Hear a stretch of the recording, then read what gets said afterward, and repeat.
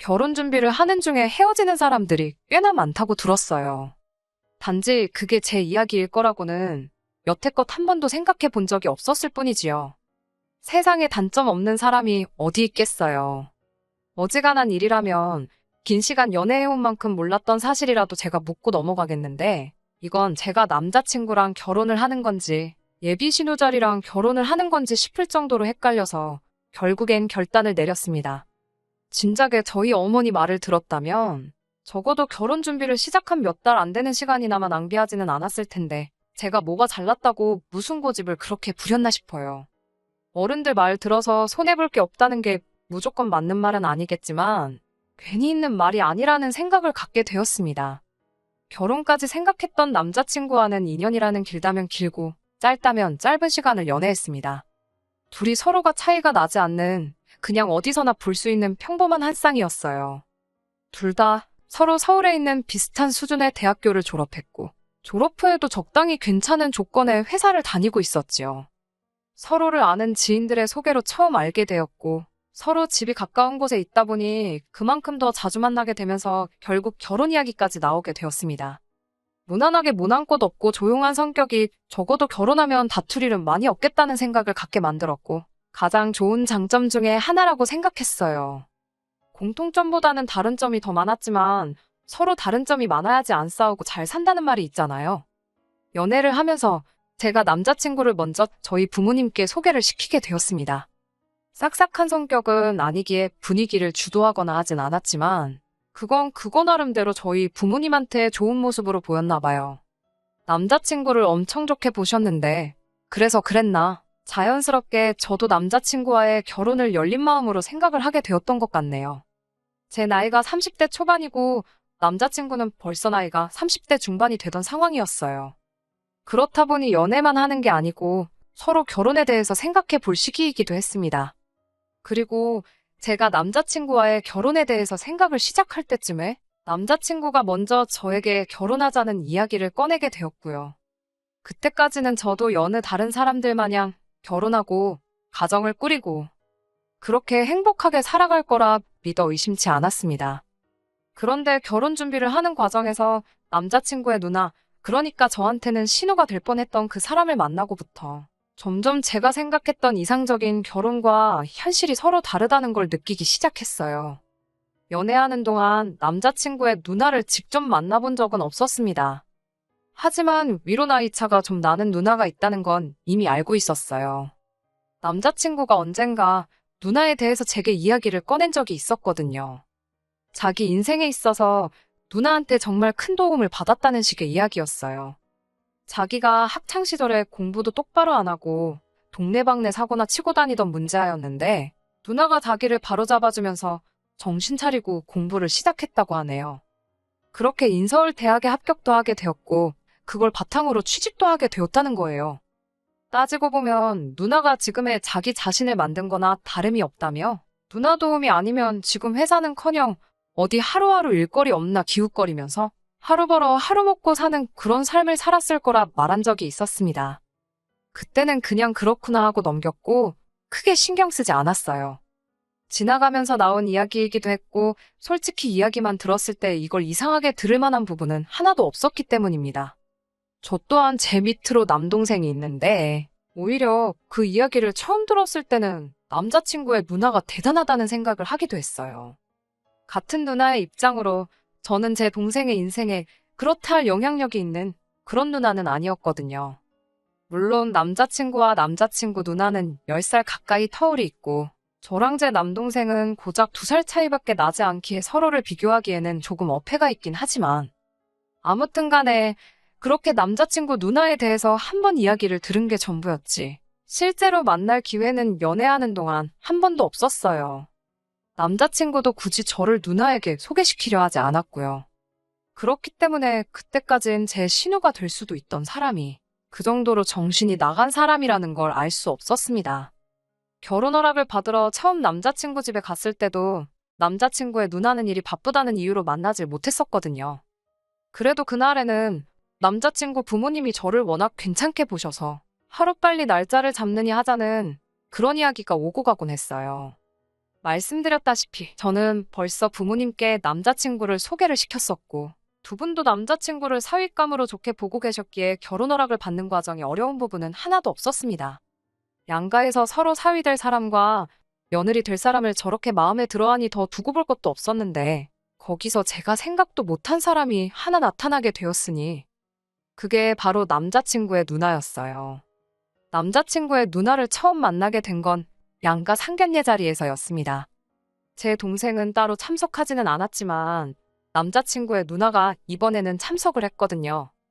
가족의 일원인데 그 자리에 동석을 한 게 이상하거나 잘못되었다거나 생각하지는 않았어요. 오히려 하는 것도 없으면서 자리가 불편할 것 같다고 불참한 제 동생이 원망스러웠지요. 심지어 처음엔 결혼 전에 남자친구의 누나를 한 번이라도 만나서 다행이라 생각했습니다. 인상도 평범했고 누나가 동생을 엄청 챙기는구나 싶은 느낌 정도밖에 받지 못했어요. 그런데 상견례 자리가 끝나고 집에 돌아와서 저희 어머니께서 표정이 많이 심란해 보이시더라고요. 그러더니 저한테 심각한 표정으로 하시는 말씀이 이 결혼을 다시 생각해보면 어떻겠냐는 충격적인 말을 하시더라고요. 누구보다 제 남자친구를 마음에 들어 하셨고 농담처럼 사위라고 부를 때도 있던 분이셨는데 상견례 자리에서 양가 어른들끼리 의견 충돌이 있던 것도 아닌데 갑자기 어머니께서 저러시니 저도 많이 놀랐어요. 어머니께 방금 상견례 마치고 왔는데 그게 무슨 말씀이시냐 물었어요. 어머니께서 하시는 말씀이 오늘 쭉 보아하니 신우자리가 아주 보통이 아닐 것 같다고 하시더군요. 제가 그 누나를 이길 수 있을 것 같지는 않고 결혼하고 나면 그로 인해 고생문이 열릴 게 훤히 보여서 그런다는 거예요. 저는 솔직히 그때 그 순간에는 어머니가 갑자기 왜 저러시나 싶었습니다.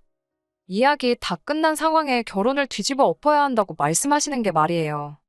게다가 제가 봤을 땐 그런 느낌은 전혀 없었고 평범하게 우애 깊은 남매의 모습처럼밖에 보이질 않았었거든요.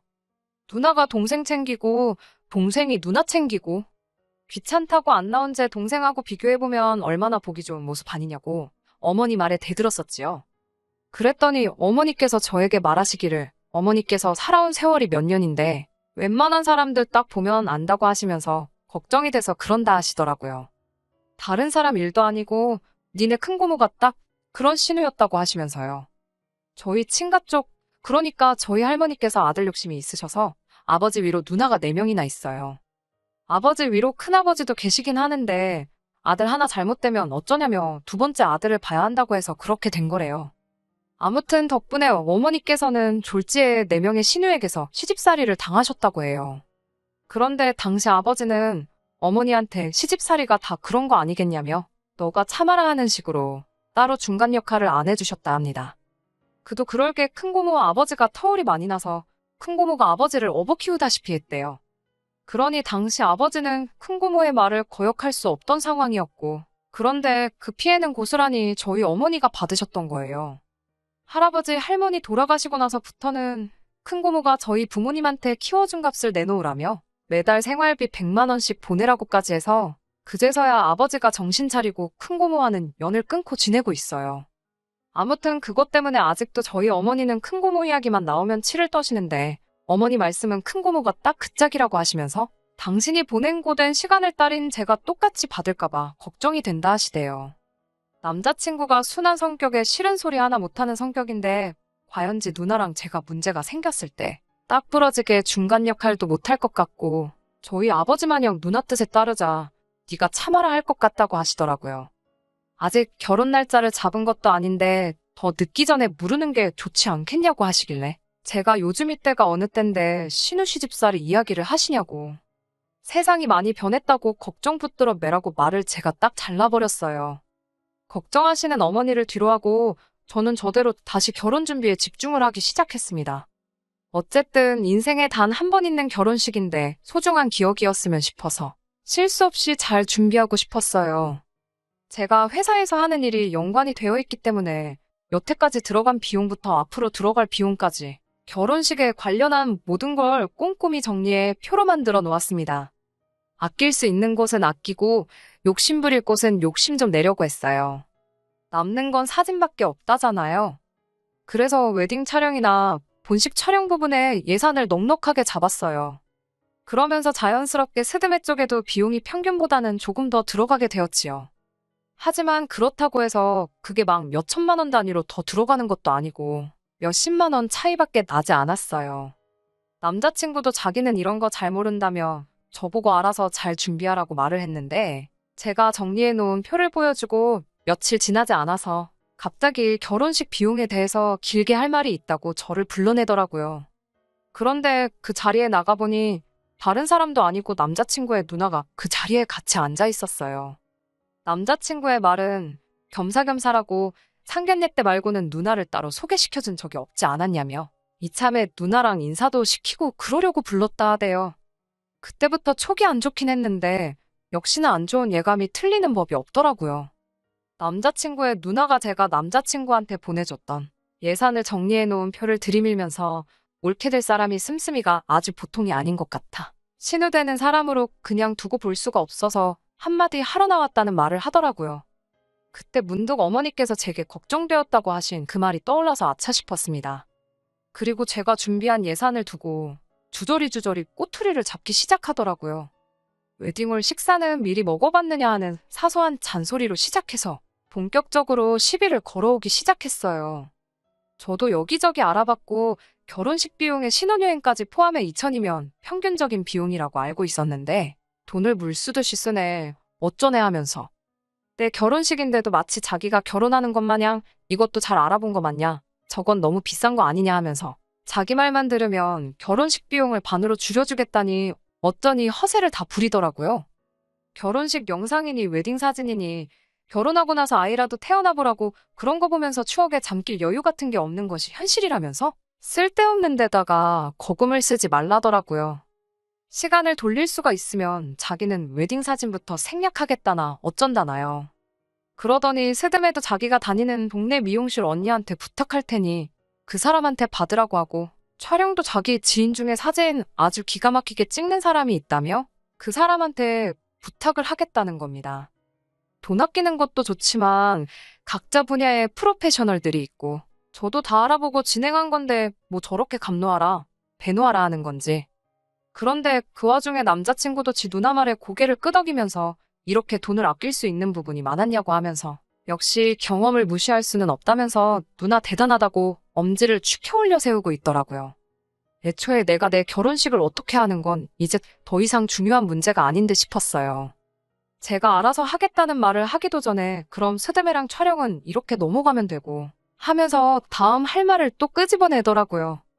저희가 생각해둔 결혼식 날짜가 내년 3월 중순쯤 추위가 살짝 풀릴 때쯤에 올릴 계획이었어요.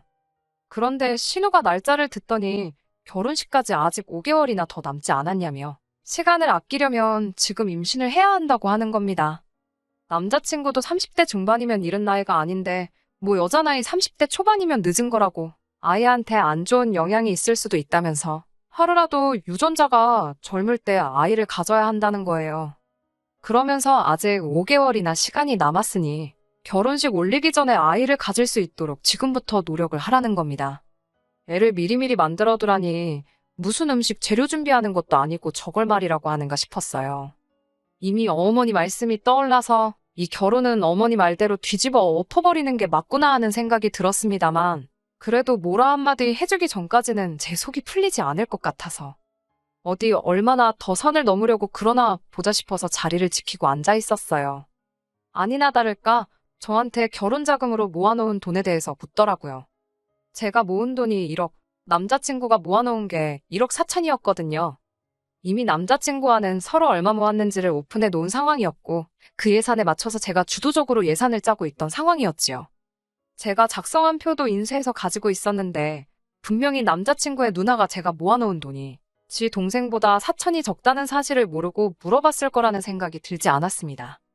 아니나 다를까 결혼식 비용으로 돈을 저렇게 흥청망청 써제끼는데 모아놓은 돈이 많을 리가 없지 그러면서 저를 앞에다 두고 제 흉을 보더라고요. 결혼 후에는 얼마나 낭비가 심할지 눈에 보인다고 하면서 참으로 걱정이라는 거예요. 결혼 전이랑 후는 완전히 다른 거라면서 지금 쓰듯이 돈 써버릇하면 거짓골을 피하지 못할 거라는 겁니다. 그러면서 올케가 잘 모르는 것 같아서 그러는데 현실을 깨우칠 때까지 내가 돈을 관리해줄게. 이러는 겁니다. 생활비는 필요할 때마다 자기한테 타쓰고 그러면 자기가 영수증 검사도 하게 될 테니 자연스럽게 허튼 데다가 돈 쓰지 않고 과소비 안 하는 버릇이 들을 거라는 거예요. 말인지 똥인지도 구분이 힘든 소리를 줄줄 늘어놓고 있으니 저도 점점 빠져들더라고요. 이 개소리에 향연의 끝이 있을까 싶어서 얼마나 더 떠들 수 있나 지켜보기로 했어요. 남자친구의 누나는 저희들한테 고마운 줄 알라며 하나뿐인 동생 위해서 자기가 바빠서 그럴 시간이 없지만 돈 관리를 해주기로 결심을 했다고 하는 거예요. 제가 시큰둥하게 모시은 표정으로 지네 누나를 쳐다보고 있으니 남자친구가 낌새를 눈치챈 건지 그래도 누나 덕분에 결혼식 비용을 많이 줄여주지 않았느냐 하면서 누나가 원하는 대로 그렇게 하자고 하더라고요. 사실 여태까지 자기가 1억 4천이라는 거금을 모을 수 있던 것도 다 누나가 자기 대신 돈을 관리해줘서 그렇다고 하면서 누나가 돈 관리해주는 능력이 엄청 탁월하다고 믿고 맡길 수 있다는 겁니다. 더 듣고 있자니 시간도 아깝고 결국 남자친구 누나의 본심이 여태껏 제 앞에 개소리를 늘어놓은 이유가 제 월급을 관리해준답시고 제 돈을 가져갈 생각에 저랬던 걸 알게 되었으니 더 기다릴 필요가 없었지요. 그래서 남자친구 누나한테 여태껏 가스라이팅을 한 이유가 고작 동생 결혼하고 나서 동생 월급에 동생 와이프 월급까지 손에 쥐고 흔들고 싶어서 그런 거였냐고 했습니다. 가스라이팅은 무슨 가스라이팅이냐며 자기가 좋은 마음으로 해주는 건데 말버릇이 왜 그러냐고 받아치더라고요. 남자친구 누나한테 그 별것도 없는 새치어로 남의 월급을 통으로 가져가고 싶으면 좀 더 생각이란 걸 해봐야지 않냐고 잘 좀 생각해보라고 했지요. 남자친구가 저보다 모아놓은 돈의 액수가 많은 건 사실입니다만 남자친구나 남자친구 누나가 생각하지 않은 게 하나 있어요. 남자친구랑 제가 6살 차이가 납니다. 군대 다녀온 걸 감안하더라도 저보다 4년을 더 사회생활을 했고요. 그러니 따지고 보면 제가 돈을 더 많이 모은 거나 마찬가지잖아요. 남자친구 누나한테 그건 알고서 내 씀씀이를 가지고 뭐라 하는 거냐 따지니 어디서 꿀을 훔쳐먹고 왔는지 벙어리가 돼서 아무 말도 못하고 있더라고요. 남자친구한테도 안타깝게도 우리 결혼 준비는 오늘부로 여기서 전부 끝내야 될 것 같다고 파혼 선언을 해버렸습니다.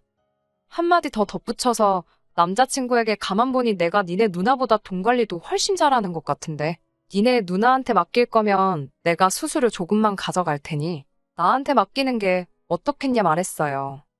남자친구는 많이 혼란스러운 표정이었습니다. 솔직히 여태 만나온 시간이 있어서 그랬나 안타까운 마음이 들긴 했지만 평생 남자친구 누나한테 휘둘리며 사는 결혼 생활을 택하는 것보단 파혼이란 결정이 100번 옳다 생각했습니다. 마지막으로 남자친구한테도 정신 똑바로 차리라고 한마디 했어요. 파혼을 결정하는 데 있어서 일을 크게 만든 건 니네 누나가 맞지만 결정적인 역할을 한 건 앵무새마냥 누나 말이 맞다고만 대답하고 있는 당신 모습에 크게 실망을 해서 그런 거라고요. 그러니까 이 파혼을 가지고 누나를 원망할 게 아니라 자기 자신을 가장 원망해야 하겠다 쏘아붙이고는 자리를 박차고 나왔습니다. 일이 이렇게까지 될 줄은 몰랐지만 어머니 말씀에 진작에 귀 기울일 걸 그랬어요. 그러면 이런 꼴도 안 봐도 되고 시간도 많이 아꼈을 거 아니에요. 집에 도착해 자초지종을 이야기하니 그래도 결혼해서 이혼하는 것보다 파혼이 낫지 않냐면서 어머니께서 잘했다 하시더라고요. 어머니께선 오랜 세월을 바탕으로 축적된 경험으로 제게 해주신 충고였을 텐데 제가 너무 제 생각만 하고 자만했던 게 참 부끄럽더라고요. 아무튼 가스라이팅이란 게 그렇게 무서운 거라는 걸 이제야 알았네요. 거의 20년이 가까운 세월을 누나 말이 무조건 맞다고 맹신하고 거역도 못하는 사람이 돼버렸으니까요. 차라리 진작에 남자친구 누나를 만나봤으면 좋았을 텐데 이제 와서 다 끝난 마당에 생각해봐야 아무 소용없는 걸 알지만 누나가 일부러 상견례 날까지 결혼 날짜 잡을 때까지 자기 본 모습과 정체를 일부러 숨겼던 게 아닌가 싶습니다. 괜히 미리 보였다가 눈치채게 만들어 파토내는 것보다 서서히 시간을 들여가며 자기 동생에게 했던 것처럼 저에게도 똑같이 가스라이팅을 할 계획이 아니었나 싶네요. 아마 저희 어머니께서 저에게 미리 경고해준 게 없었다면 만약이란 건 없지만 신우말에 혹해서 넘어갔을 수도 있을 것 같네요. 그래도 어머니의 현명함 때문에 정말 지옥 문턱에서 유턴을 한 게 아닌가 싶어 안심이네요. 6개월 만에 다시 찾았습니다. 원래대로였다면 결혼식을 지난달에 올리고 딱 신혼여행 다녀와서 신혼생활을 즐기고 있었을 그때 그 쓰니입니다. 사연 남겼던 게 생각이 나서 이렇게 후기를 보내드려요. 사실 남자친구한테서 파혼을 하고 한 달이 지나지 않아서 다시 연락이 왔습니다. 제가 옳았고 누나가 틀렸다고 하면서 말이에요. 저는 솔직히 그날 충분히 이해를 시켜줬다고 생각했는데 제정신을 차릴 때까지 시간이 좀 걸린 게 아닌가 싶었어요. 얼굴이 반은 울상이 되어서 한다는 말이 누나가 여태까지 자기를 속여왔다는 겁니다. 무슨 말인고 하니 제 말을 듣고 자기가 곰곰이 따져서 계산을 해봤는데 아무리 생각해도 돈이 5천만 원 이상은 비는 것 같다고 하는 거예요. 자기가 자취를 하고 있었지만 뭐 취미가 있는 것도 아니고 술을 즐기는 것도 아니라서 생활비라고 별로 드는 것도 없는데 자기가 10년이 넘는 세월 동안 벌어들인 돈만 계산해봐도 1억 4천이면 돈이 너무 적다 싶었다네요. 그래서 지 누나한테 자기 돈을 관리한 내역을 좀 보고 싶다고 물어봤는데 누나가 보여준다 하면서 차일피일 미루다가 남자친구가 집까지 찾아가니 따로 관리한 내역을 적어놓은 게 없다는 식으로 나왔다는 겁니다. 알고 보니 그동안 남자친구 누나가 야금야금 남자친구 돈에서 자기 필요한 데다 쓰고 애들한테 쓰고 놀러 다니고 뭐 그랬던 사실을 알게 되었다네요. 그래서 이제 다 깨달았다고 누나랑은 연을 끊었고 이제 제가 하자는 대로 할 테니 다시 시작하자고 하는 겁니다. 그래서 남자친구한테 이제라도 정신 차려서 다행이고 다시 시작할 마음은 없으니까 다른 사람 찾아보라고 한마디 해줬네요. 결국 스스로 잘해볼 생각은 없고 누나 대신으로 찾은 게 저니까 제 말 듣고 살겠다는 거잖아요. 자기 스스로 생각해서 결정도 못 내리는 그런 사람하고 살아봐야 좋을 거 하나 없고 저러다 또 언제 눈 아픔에 돌아갈지 누가 알겠나 싶어서 내 사전에 두 번째 기회란 없다고 그냥 잘 살려고 했습니다. 그렇게 영영 이별하게 되었는데 아쉬운 건 하나도 없네요. 그냥 속이 후련할 따름입니다. 끝까지 들어주셔서 감사합니다. 오늘의 사연은 여기까지입니다. 구독과 좋아요, 알람 설정 부탁드리고 더 좋은 사연으로 다시 찾아뵙겠습니다. 감사합니다.